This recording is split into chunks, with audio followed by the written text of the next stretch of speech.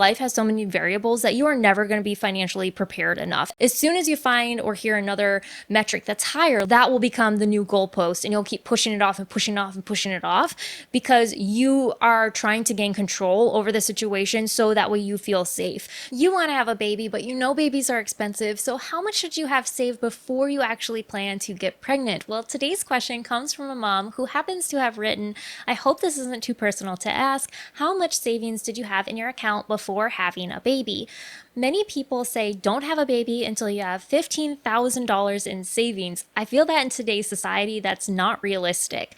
Bills never stop, prices are always high for everything. My husband and I are ready for a baby, but we are so nervous for the finances. We have money saved, but not anywhere near $15,000. We pay all our bills and have money left over at the end of the month. I feel like there are affordable ways to have a baby. It's just so hard to know because everyone says a baby is expensive, childcare is expensive, diapers and formula add up. What is the reality? I'm genuinely just wondering.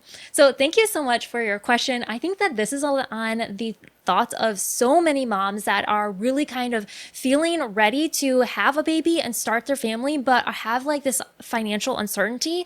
And in today's conversation, we're going to go over like what the recommended amounts are and why, what the reality is for many parents, as well as like my own personal story and kind of like where I kind of ended up in the whole situation when we were ready. So let's go ahead and like break down what is all included in this $15,000 that we typically hear so often recommended to new parents. And that is because it is right in between $10,000 to $20,000, which is like the more accurate range between what most parents are going to experience. So everything that's included in this full amount is going to be delivery and hospital costs, especially if you're uninsured or underinsured. And even if you are uninsured, then depending on your income level and all of these other variations, especially in the United States, there are certain programs that can go ahead and help you cover the cost of your baby if you qualify for them. But if you are just in a situation where you don't have insurance and maybe you don't qualify for, those other programs, then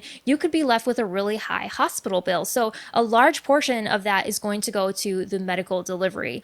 The other things will include or could include in this large sum is time off of work without pay. So if you are with an employer that doesn't offer maternity leave or paid maternity leave, even though you may qualify for FMLA, you might have to take all of that time unpaid. Or some employees, even if their employer provides maternity leave or paternity leave, you may not qualify based off of your company's policy. So then you just have to take it completely unpaid. So a portion of that $10,000 to $20,000 is going to go to covering your time off of work. It's also going to cover any baby gear, diapers, formula, furniture.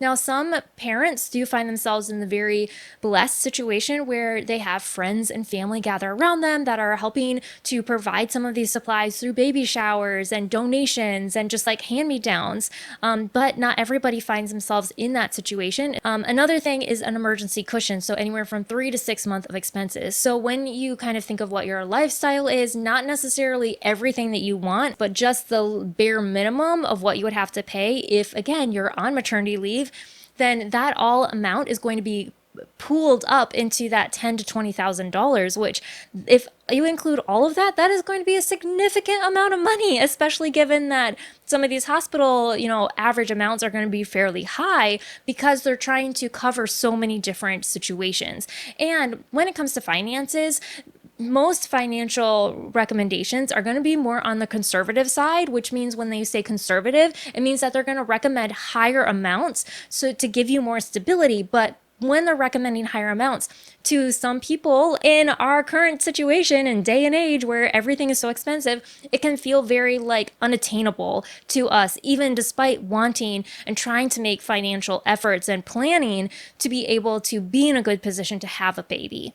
So here is what I would say about that whole like $15,000 that you've heard. Is it that you don't feel like you can give yourself permission to have a baby until you reach that threshold? Because what can sometimes happen is let's say if you have like this mindset, this poverty mindset, which I have struggled with in the past as well, that it was like, okay, we have to have all of our variables figured out. We have to have met all of the requirements. We have to have every single possible negative scenario covered, that until I would give myself the permission to be able to move forward with the decisions of my life, because I felt so insecure in unstable and unsafe. Like feeling financially unstable to me felt so unsafe because of everything that I experienced in my childhood with financial instability. So knowing that that wasn't something that I wanted to provide for my kids, it almost felt like, okay, I had this like sense of like, oh, I have to absolutely have everything marked off. I have to have like this exceedingly high amount set aside. I have to have every nuance covered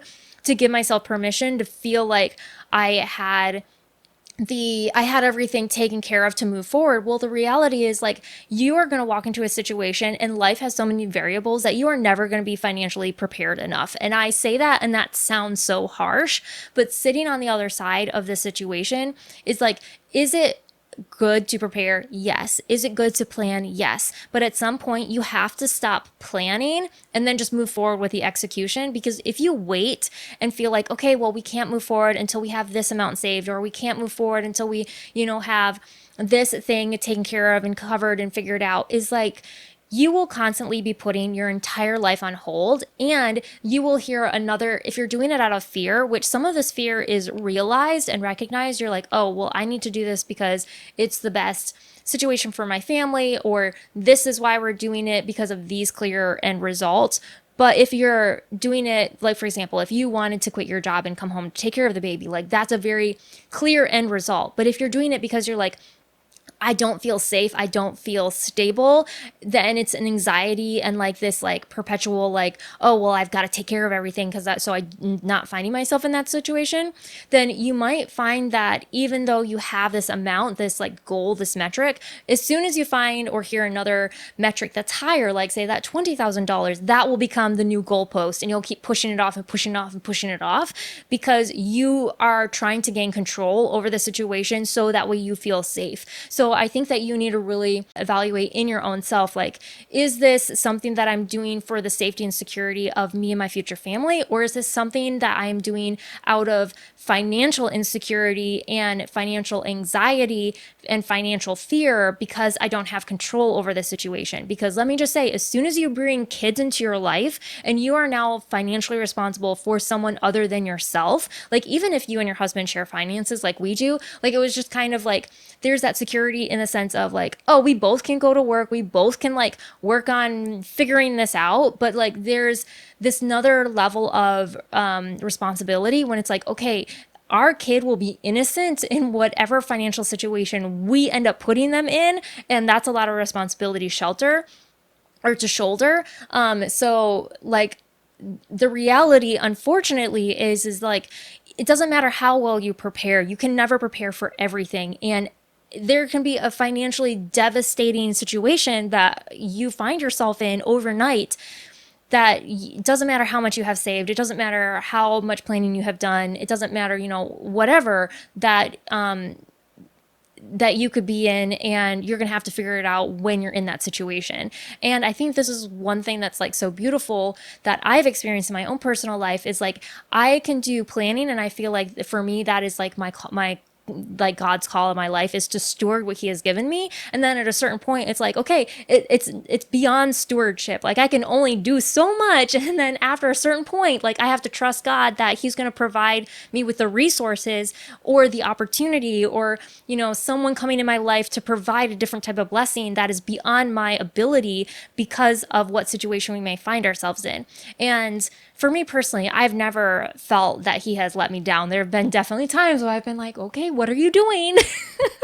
But at some point, if you are a person of faith or you happen to share the same beliefs that I do, like I think that's why there's that whole, saying of like, at some point you have to let go and let God. And I commend you for thinking ahead and realizing like, okay, it is a big financial responsibility to parent a child and provide for them. Like that is our role as a parent, and we should take that responsibility seriously. But you also have to determine like, are you starting to become obsessive about it? Because I have been in a situation where I have been obsessive about it. What was our situation before we had kids? So for me, I came from a really challenging financial situation growing up. Like that had a huge impact on me and what I wanted for my financial future and my child's financial future.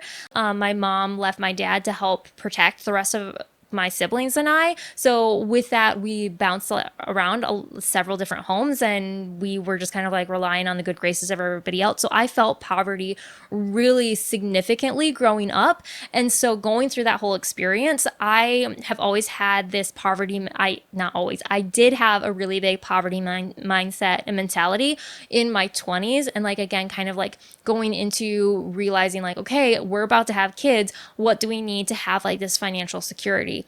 And so because I was coming from that experience and that mindset, there were a lot of things that I felt like I needed to have in my checklist, my financial checklist, to feel confident that we were financially ready to have a kid. And some of those things were like paying off my college loans. We didn't have any consumer debt. Like we used credit cards, but we paid them off every single statement and like month.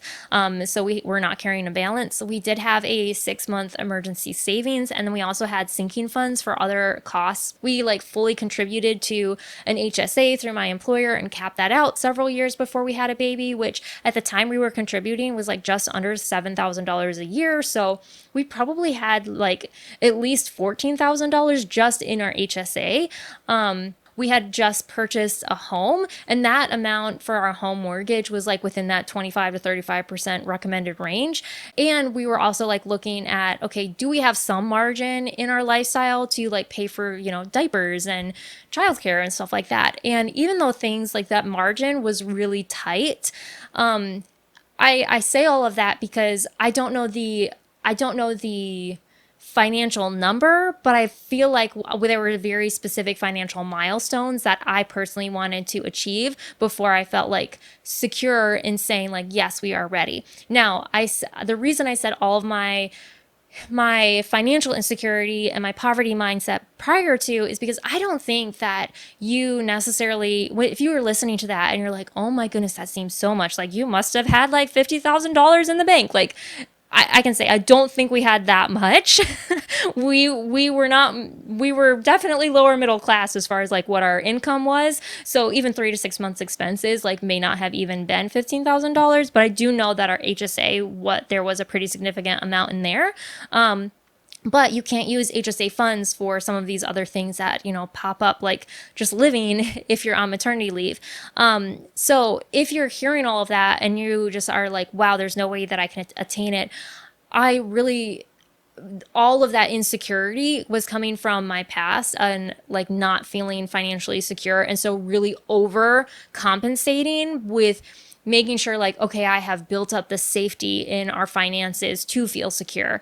And the reason why I want to make that juxtaposition is because if you are kind of feeling, even if you're not having that experience, if you're feeling like, okay, there's this huge financial milestone that I need to meet to reach that financial security, to give yourself permission to have a baby, then you may not, first of all, you may not ever reach it. And second of all, you may find an excuse to say, okay, well, we never have enough, so I'm just going to keep pushing this decision off because I don't feel secure, because it is such a big decision. But I really think that like there's a reason the saying of like, if you wait till you're financially ready, you'll never have kids is true, is because even though we had all of these financial milestones taken care of, I still did not feel financially ready to have a kid. I felt confident, but I didn't feel financially ready. There was still more that I was like, oh, well, I would just feel so much better if we had this amount in our sinking fund, or we had this,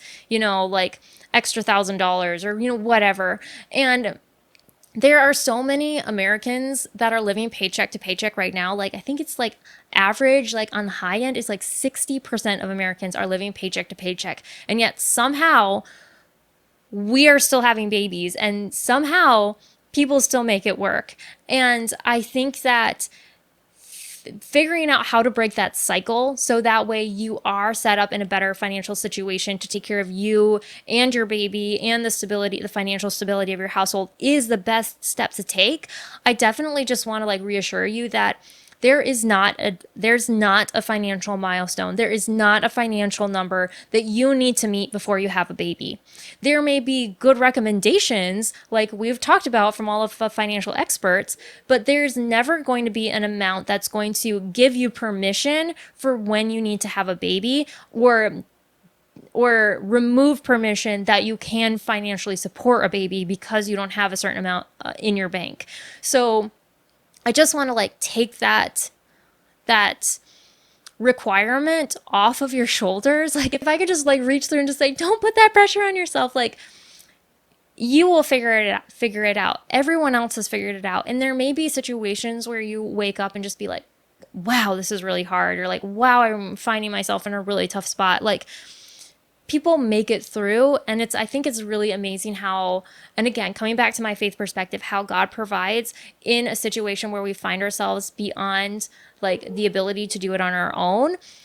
And there's just like no way you can plan for every single variable. So if you are feeling this requirement, then I think that really needs to be a conversation that you look at your heart and say, like, why do I feel that requirement? And would there ever be a milestone or metric that you feel confident that you could move forward? Or is that metric going to keep moving until, like, is there another reason that you are placing all of that weight and responsibility on you?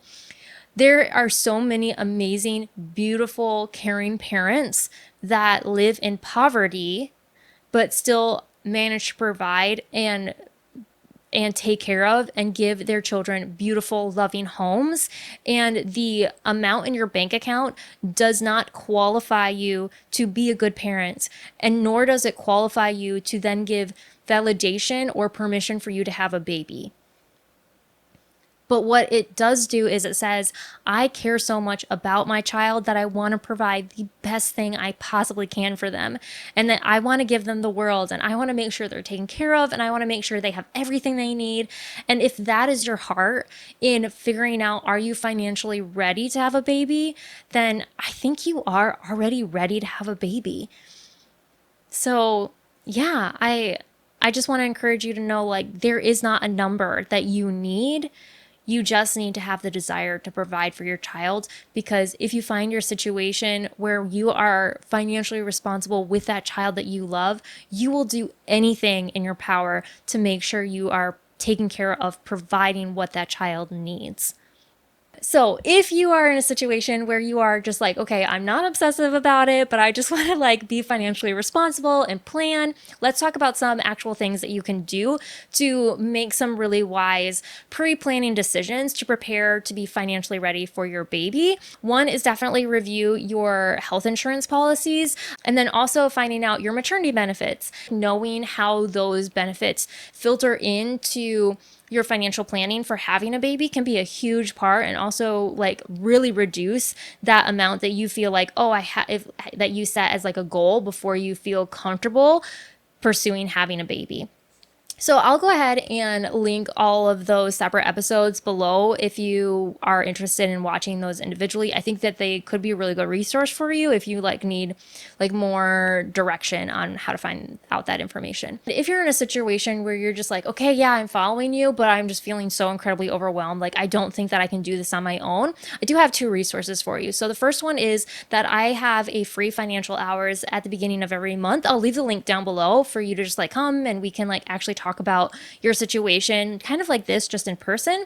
It's completely free. Or the other option is if you would like to have a one-on-one conversation with me where we actually privately go through all of your specific details and we kind of talk through what adjustments you can make. There's a separate booking link down there as well that you can go ahead and we can connect and we can kind of continue this conversation in the comments.